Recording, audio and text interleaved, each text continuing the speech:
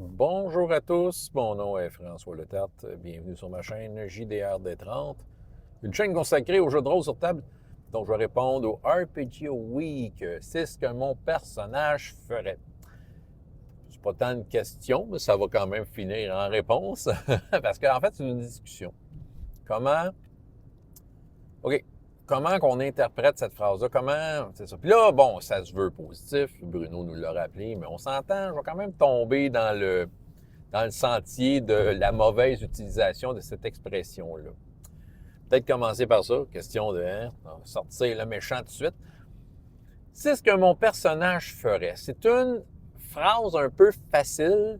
C'est comme si un joueur avait un sauve-conduit de la reine là, qui lui permettait de faire ce qu'il fait présentement, peu importe les conséquences, que ce soit les conséquences en jeu, que ce soit les conséquences avec les petits copains autour de la table.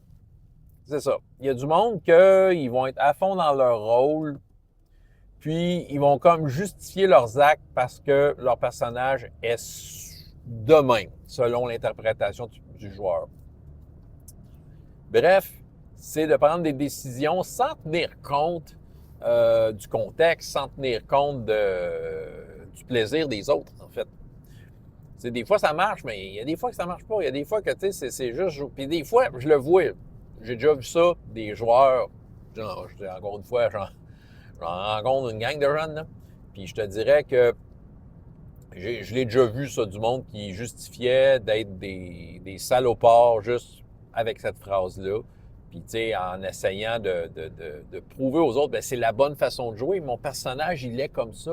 Moi, je suis un voleur, puis je suis posé de te voler pareil, tu sais. Puis, c'est comme, tu sais, d'oublier que tu es une équipe, c'est ça. Puis, c'est ça. Puis, je pense que c'est l'inexpérience. C'est justement, c'est un peu, ils ont vu l'expression, puis ils vont l'utiliser comme littéralement, là. Puis, c'est ça, mais c'est pas ça qu'il faut faire. C'est ça. C'est un jeu d'équipe, si on le sait, on sait tout ça. Fait que ça, c'est la partie moins le fun. C'est qu'il y a du monde qui vont juste jouer au salopard en se justifiant avec cette phrase-là. Puis en essayant de... C'est la faute, c'est pas ma faute à moi, c'est la faute du personnage qui n'existe pas.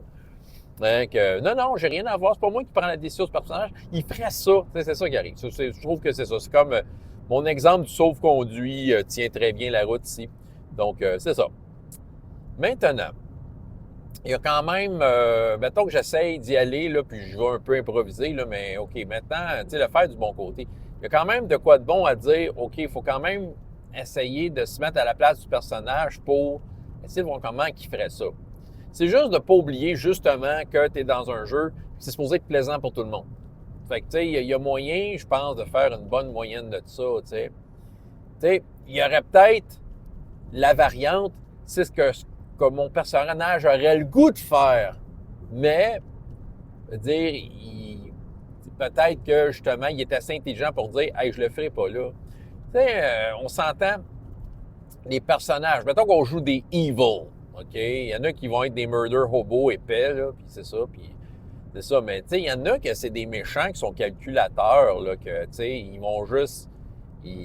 Fait que, tu sais, qu'est-ce que mon personnage ferait? Peut-être que le méchant voudrait être un psychopathe à tout moment, mais il sait que c'est pas dans son avantage de le faire. En termes de jeu, ça aurait des conséquences qui lui nuiraient et nuiraient peut-être au groupe, si le groupe il y a pour un personnage aussi vilain. Mais en même temps, c'est pour le plaisir des autres. Fait qu'à un moment donné, il s'agit d'être stratégique. Fait que c'est ce que mon personnage aurait le goût de faire. Mais tu as moyen d'avoir un peu de retenue aussi. C'est ça, puis de ne pas le faire.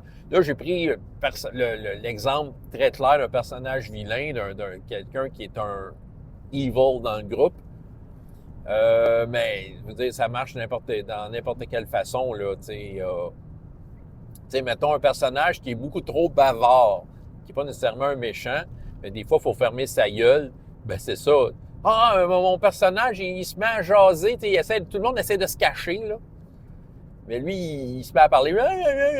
C'est ça. Fait que là, tu sais, la tentative d'être discret, c'est détruit parce que c'est ce que son personnage ferait, mais tu sais, c'est pas un méchant. Il a décidé que son personnage, c'est un bavard. Ben là, c'est ça, c'est ce qu'il aurait le goût de faire. Fait que, tu sais, il y a aussi une synergie à faire avec les autres personnages. Puis, tu sais, de dire, hey, toi, tu parles pas. Puis, tu sais, ça aurait fait des beaux moments de roleplay. Je le sais que tu as le goût de parler, mais là, si tu parles, je vais t'en coller une. Tu sais, c'est ça, tu sais, il y a ça dans des équipes de même, dans des groupes de héros où est-ce que là, on sait qu'il y a un travers d'un des coéquipiers qui peut peut-être mettre le monde en péril, puis là, il y a comme un petit avertissement. Hey, hey, hey, attention, tu sais, c'est ça. C'est un genre de réflexion-là, déjà. Hey, j'ai le goût d'aller vers un autre exemple.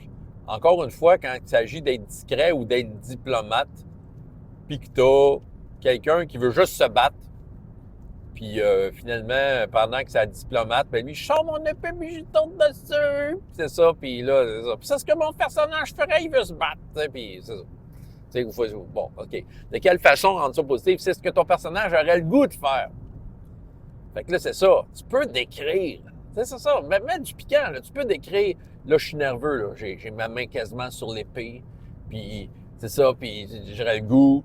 Puis, tu sais, tu peux, dans ton trip de peut-être vouloir jouer ton personnage, d'inclure les autres. Là, je regarde les autres. Je regarde ce qu'ils font. J'essaie de demander, hey, là, je fais un regard à un tel pour avoir une approbation. J'y vas-tu?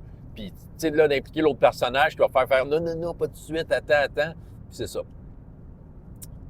L'autre technique qui me vient en tête rapidement, puis c'est sûr, je vais utiliser ça dans des games, mais beaucoup, bon, parascolaire, c'est ça, il y a beaucoup d'impulsivité des fois des personnages, des joueurs. C'est comme un peu des fois, je vais faire des tours de table pour voir un peu l'intention de tout le monde. Puis il y a du monde que justement, ils vont, tu sais, comme faire des actions sans trop réfléchir. Fait que, tu sais, de cette façon-là, je suis capable de voir venir le coup. Puis, tu sais, je peux être conseillé en disant, ben écoute, c'est pas ton avantage, c'est pas ton avantage de faire ça. Voici la conséquence de ce qui peut arriver, là. C'est ça. Ton personnage a le goût de faire ça parce que c'est ton personnage ferait, ouais, mais c'est peut-être pas la place. Mais en même temps, avec tour de table, peut-être les autres personnages qui vont refléter sur le fait, hey, ils vont dire, écoute, je pense pas que c'est une bonne idée. Tu sais, ça prend ce genre de discussion-là. Puis aussi, des fois, tu sais, quand je fais tour de table, je peux, moi, de mon côté, tirer les ficelles pour faire agir un personnage avant que l'autre passe à l'acte sur un personnage qui va avoir peut-être une conséquence plus facile à gérer. Tu sais, c'est ça, tu sais, d'arriver à... C'est ça, d'avoir une conséquence sur une scène, un impact sur une scène qui va beaucoup être plus bénéfique, de façon évidente. Puis le personnage qui va faire l'épée parce que c'est son personnage, qu'est-ce qu'il ferait? Ben OK, il faut que de lui mettre d'en face, ben, regarde, ça a marché. Est-ce que tu procèdes encore à cette action? C'est ça, est-ce que tu vas encore faire ça? Il y a plein de manières de faire ça. Ben oui, mais c'est ça. Mais je vais revenir peut-être d'un exemple, parce que là, je m'en vais un peu tout bas de côté, là, mais c'est ça. Je pense qu'il y a moyen d'avoir un personnage avec des tendances puis tout ça. Mais plutôt que de toujours passer à l'acte, c'est d'insinuer que l'acte est désiré. Tu as le goût de faire ça. Tu sais, comme je disais, mon exemple, là, la main nerveuse, est-ce que je sors mon épée, puis d'impliquer les autres, puis c'est ça, puis d'avoir un peu cette tendance-là, peut-être pour rendre ton personnage, en fait, intéressant, faire que l'acte, théoriquement normal de ton personnage, ben, est au-delà de l'acte. Au-delà de l'agissement, au-delà de la tendance de ton personnage, ça prenne une place différente et que ça rajoute une couche, une dimension, une profondeur à ton personnage. Moi, je pense qu'il y a un peu de tout ça qui peut rentrer en ligne de compte pour... C'est ce que mon personnage... C'est ce que mon personnage ferait. C'est de nuancer tout ça. Ouais, c'est d'avoir une nuance à travers tout ça en gardant en tête... c'est ça, en gardant en tête au final, ce que j'ai dit au début, dans le fond, les conséquences de tes actes, si c'est néfaste au groupe, change d'idée. Puis, il y a ça. Et la deuxième affaire, ben c'est comme le plaisir de chacun. Là. Si t'es pour être un emmerdeur juste parce que moi, je sais c'est quoi jouer un rôle, ben là, t'es cave. C'est ça. Fais pas ça. François Letarte, JDR des 30, et jusqu'à la prochaine fois, ayez autant de plaisir dans la vie que dans les jeux. Au revoir.